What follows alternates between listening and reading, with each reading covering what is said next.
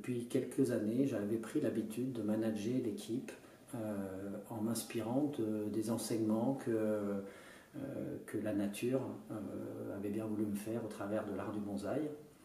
Et quand je faisais cette métaphore, les gens étaient toujours étonnés, à me dire mais c'est vachement intéressant ta vision du management. Et je m'étais dit qu'un jour j'écrirais un livre là-dessus. Et ce que j'ai fait en ayant du temps libre, et finalement ça a été une manière de tourner la page finalement d'une aventure entrepreneuriale qui avait été passionnante et très riche, et finalement de formaliser ce que j'avais au fond de moi.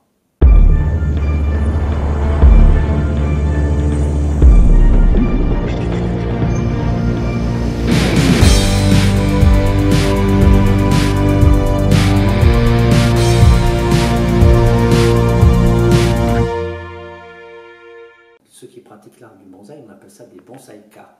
Il y a des judokas, des karatékas, des bonsaïkas. Et comme au judo, on commence à vraiment connaître son art quand on a la ceinture noire et qu'on a plusieurs dan.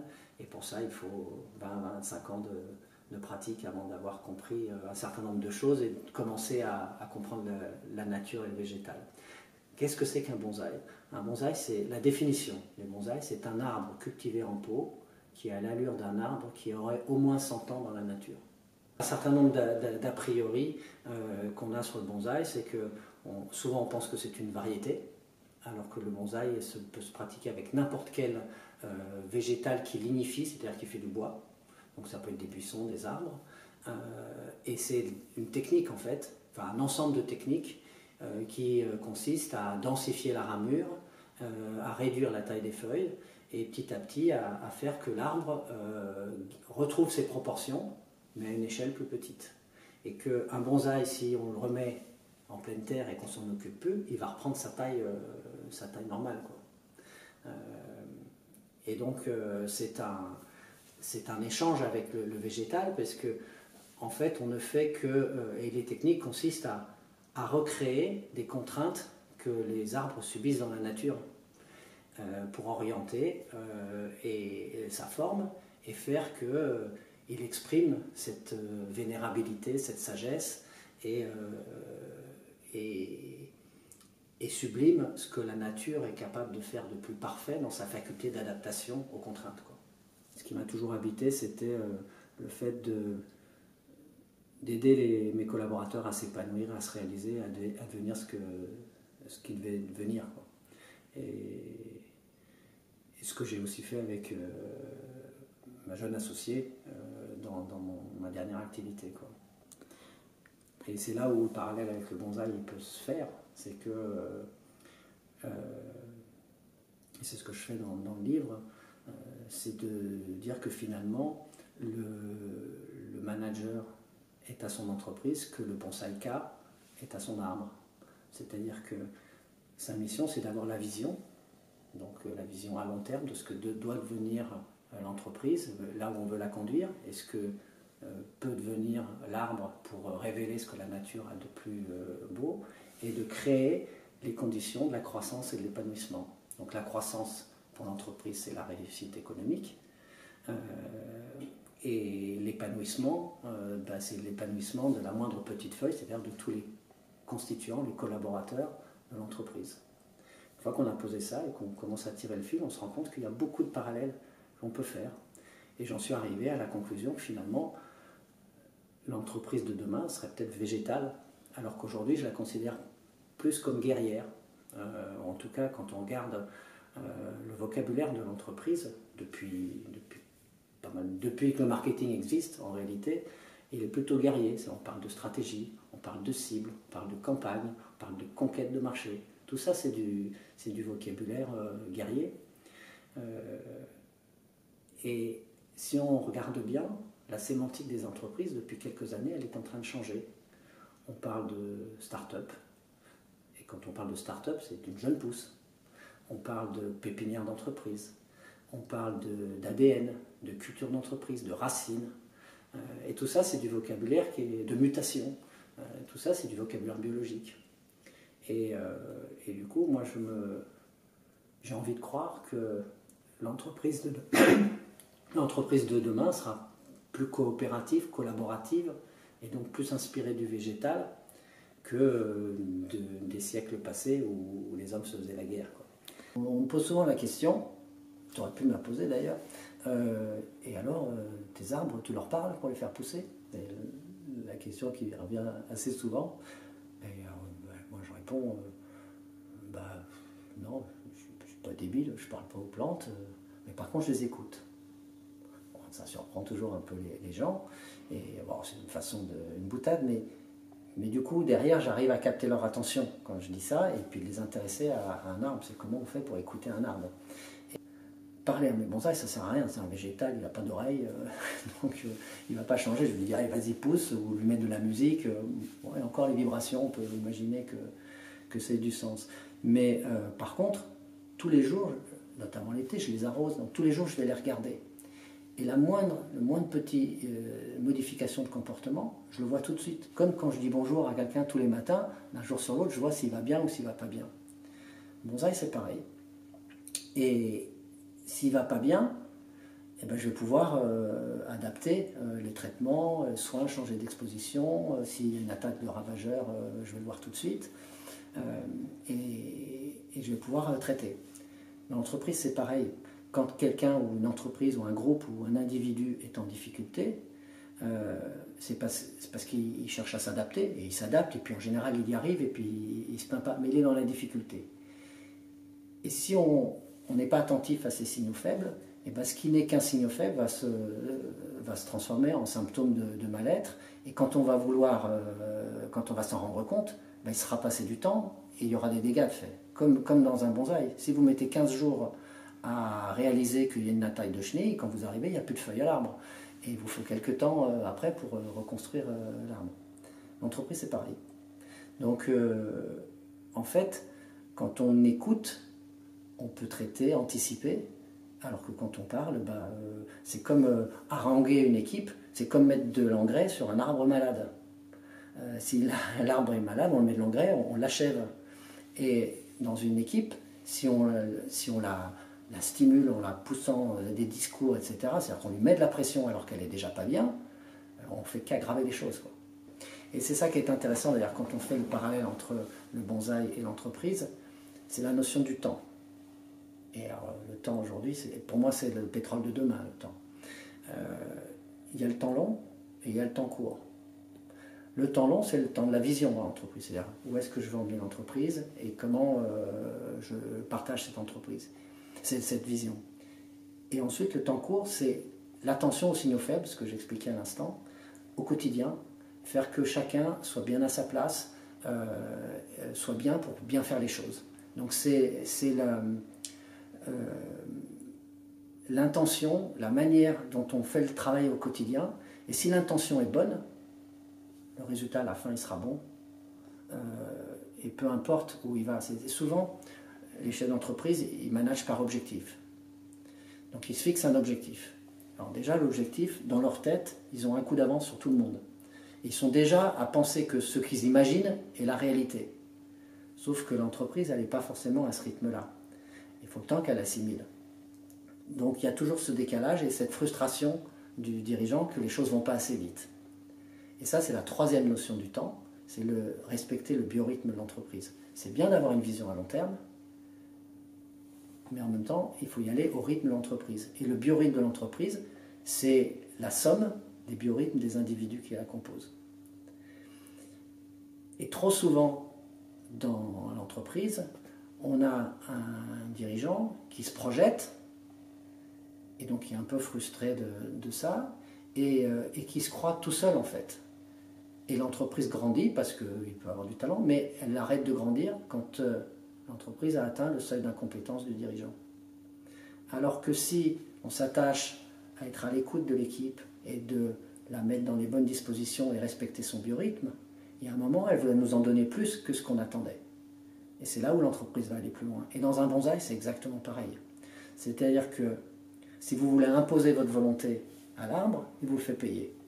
Ou en tout cas, il ne va pas forcément dans le sens où vous voulez. Chaque printemps, c'est un renouveau. Il sort des pousses là où vous n'aviez pas forcément imaginé, donc vous êtes obligé de faire avec. Et le rôle du chef d'entreprise, c'est de donner l'impulsion, grâce à la vision, mais ensuite de laisser faire et de faire avec ce que l'équipe lui donne. Et le bonsaï, c'est pareil. C'est-à-dire que je donne l'impulsion avec la vision et un certain nombre de tailles, de soins que je lui apporte, mais derrière, chaque année, il me donne des choses différentes. Et je fais avec. Et donc c'est en ça que l'art du bonsaï, c'est un art, mais c'est un art vivant.